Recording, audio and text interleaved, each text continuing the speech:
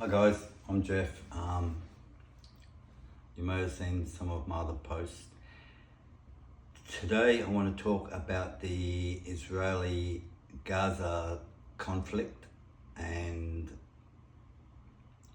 how I see it basically. Try to work out who the good guys are, who the bad guys are, and we have to include the media in there as well, because I think the media has a fair bit of responsibility for what happens in this world. They're the ones who sort of show us what they want us to see, and of course it's their job to try to sell news. And so they dramatize it as much as they can and kind of bend the truth a little bit, sometimes more than that.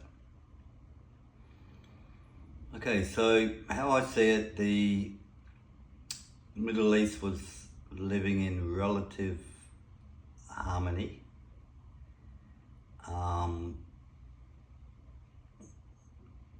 Most of the Muslim countries that border Israel don't like Israelis or Jews, and they try to do their best to sort of get rid of them if they can. So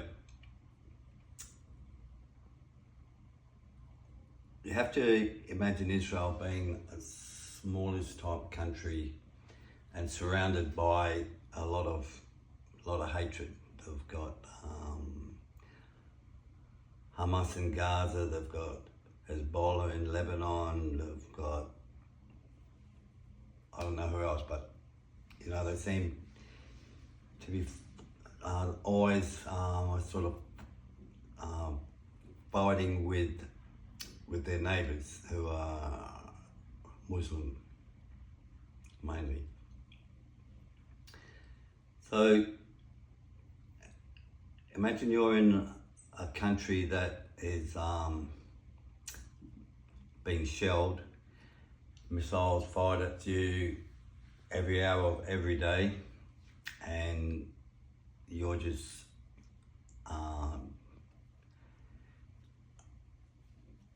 doing your best with their iron shield, iron dome to keep the missiles out, and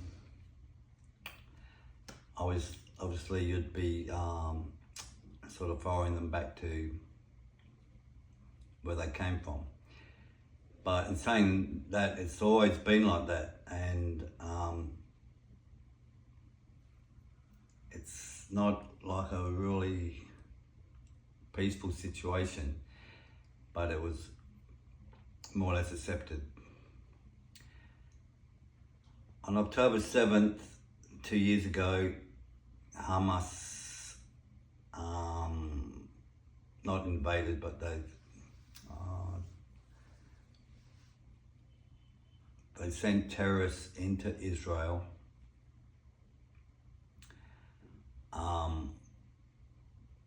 with the intention of killing and kidnapping. So if it's like a military base or military force that they're attacking, that's just war. But how I see it is they targeted normal Israelites on a public holiday, and they went a little bit beyond what you would normally do in that situation. Apparently they slaughtered, butchered, mutilated, raped women, shot them in the head while they were raping them still, killed children in front of their parents and took a lot of hostages. Now, to me, that's just an act of terrorism, and I think they sort of did that purposely in that way to infuriate Israel and to get Israel to respond, which they have done, obviously, but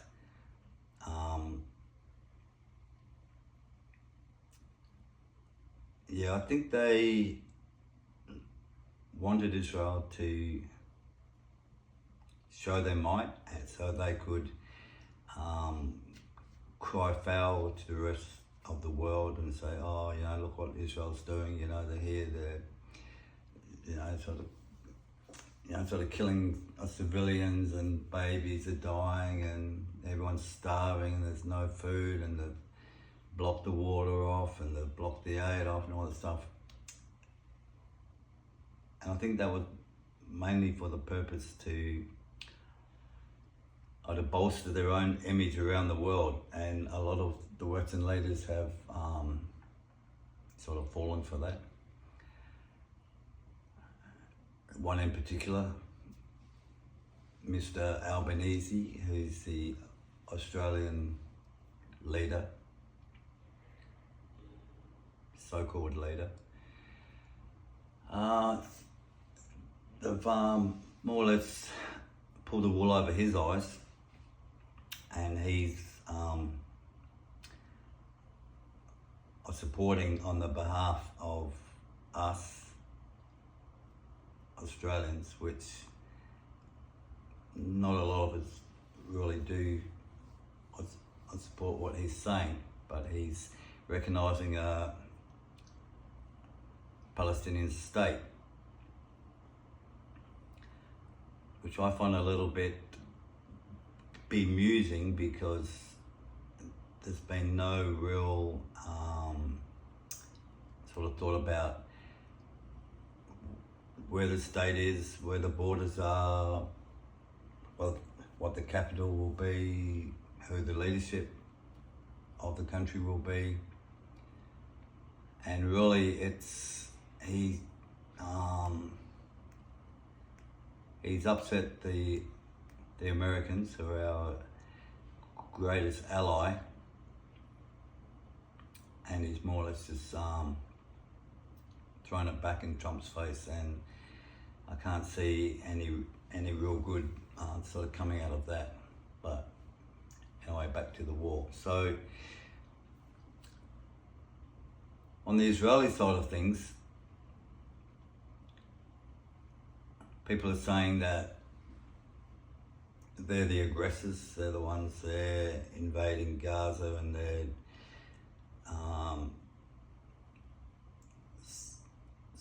sort of killing everyone there, killing the people, killing the children. 498,689 civilians and 126,419 children being killed. Where they get those numbers from, I don't know. But are they having like a sort of body count there, or is it just, are those numbers coming from Hamas, or are those numbers coming from Israel, or what? I don't know. But so if they are invading it, I don't really know what their motives are. I know they're sick and tired of having missiles fired at them all the time, and they're just over it. I would be too. So I'm thinking more on the side that they are defending themselves, which they are every day against all different fronts. And basically they just said enough's enough. They came into our, like imagine any other country in the world where somebody went in and killed 1,000 of your population, mutilated, beheaded, raped, whatever. I'm sure everyone would react exactly the same way. Now, I have a friend, he's a very smart man. He was in the government and he's a economic master. He makes his living advising people what to do and investing their money for them. And he hates Israel and Jews, hates them. I don't know why. We've had like sort of discussions about it. I don't love Israel, but if I had to choose a side, I'd be on Israel's side. Only because Hamas have sort of shown themselves for what they really are. But yeah, I don't know why he actually hates them. He blames everything on the Jews, everything that happens in the world because of the Jews. All the dark-skinned nationalities moving into Western countries because of the Jews. The Jews are causing that. The Jews are doing this. So there's obviously a lot of people out there who don't like Jews, and they may be taking this as an opportunity to express their hatred by sort of siding up with Hamas. I think the media has a fair role in all this as well. They're the ones who give you those little bits of information, just enough to, sort of make you think. And they, every time somebody gets killed, it's a child, and hospitals getting bombed and that. But I don't think they sort of cover the whole story about how there's military bases in hospitals and schools, and they're being used as rocket launching pads, and then when they're being launched, they go underground into their rabbit warrens and hide, and the civilians are the ones who get killed, and then they come back out and say, oh, look, Israel have blown a hospital up, and they've killed all these kids. That's the media. And then they're also showing how there's a lack of food there. People starving. And it's always a picture of a young child, because that's what sort of tears at your heartstrings, right? Oh, the poor children, like that. But I haven't seen any underfed ones. Israel say that they've got hundreds of trucks of food entering Gaza daily. The UN's distributing it. Hamas is saying that Israel the IDF is taking shots at the people are delivering the food. I saw just before I came on here that an aid truck in Gaza got attacked by Hamas, burned, set on fire, and the driver left in there, or the burn, basically died. Now, is it a real story? Like the social media nowadays, you don't know what's real and what's not, and there's always like sort of two sides to it. And one side, one page will sort of post how Hamas is stealing the food and reselling it to fund their war machine, and then the other page will say that Israel's blocking the aid supplies, and I don't know, it's just ridiculous at times. So it's hard to hard to know who the good guys are, who the bad guys are, and it's out of them three: Hamas, Israel, media. And maybe they're all bad, and they all have to answer for some things, but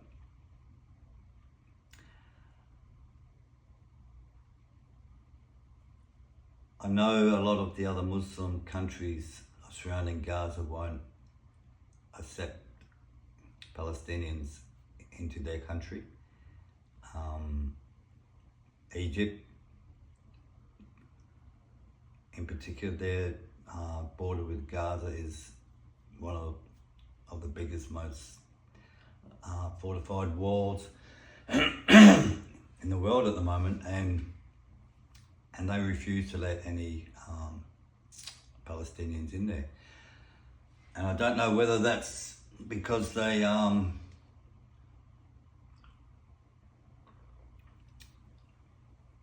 scared, because they're more or less living in relative peace themselves, and they don't want any radical Islamics in there, excuse me, ruining their country. So yeah, it makes you wonder a bit. But anyway, that's all I have to say on that. I've sort of heard my thoughts. So everyone has their own opinions. Israel's at fault, Hamas is at fault, media's at fault. I guess they're all a little bit at fault. But anyway, just if you don't mind, just give me a like, sort of follow me, and subscribe to me. Go to my YouTube channel, and I've got other discussions on there that you may or hopefully may find interesting. That's all for now. Thanks for your time. Have a nice day.